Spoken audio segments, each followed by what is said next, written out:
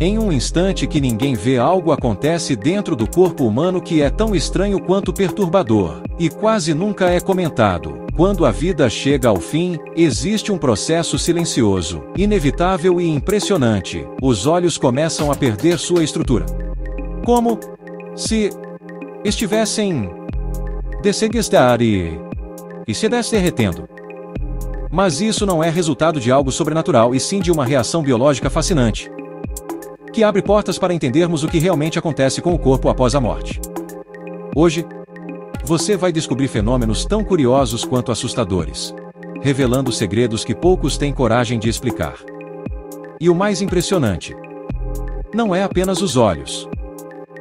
Todo o corpo entra em uma transformação que desafia a lógica. No coração dessa história está um detalhe que quase ninguém imagina. Os nossos olhos são compostos majoritariamente por água e colágeno, estruturas que dependem da pressão interna do corpo. Quando essa pressão desaparece, o globo ocular literalmente murcha, perdendo sua forma e brilho. Mas isso é só o começo. Logo depois, o corpo entra em um ciclo de mudanças que começa com o resfriamento, passa pelo enrijecimento e termina em um processo de decomposição altamente coordenado. Quase como se a natureza estivesse seguindo um roteiro exato. Só que existe um fato ainda mais intrigante por trás de tudo isso, algo que a ciência descobriu recentemente, e que explica por que algumas partes do corpo se transformam mais rápido do que outras. E é aqui que o mistério fica ainda maior. Estudos mostram que certas células do corpo continuam vivas por horas, algumas até por mais de um dia mesmo depois da morte clínica. Isso significa que pequenas partes de você permanecem ativas, enquanto o resto já está desligando. É quase como se o corpo tentasse de maneira silenciosa continuar funcionando por mais um instante. Mas existe um detalhe que realmente surpreende. Algumas reações químicas continuam acontecendo de forma autônoma,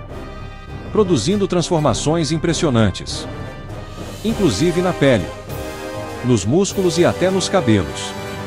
Por trás desse cenário, existe uma explicação tão curiosa que vai mudar a forma como você imagina a morte, e você vai perceber isso agora. Mas antes de revelar o fenômeno mais bizarro que acontece após o fim da vida, algo que deixa até especialistas intrigados, um ponto crucial: nada disso é sinistro ou sobrenatural. São processos naturais, precisos e inevitáveis. No entanto, um dos efeitos mais chocantes envolve justamente a visão humana. E não é por acaso. Nossos olhos são extremamente frágeis, e sem oxigênio, suas células começam a se degradar em questão de minutos.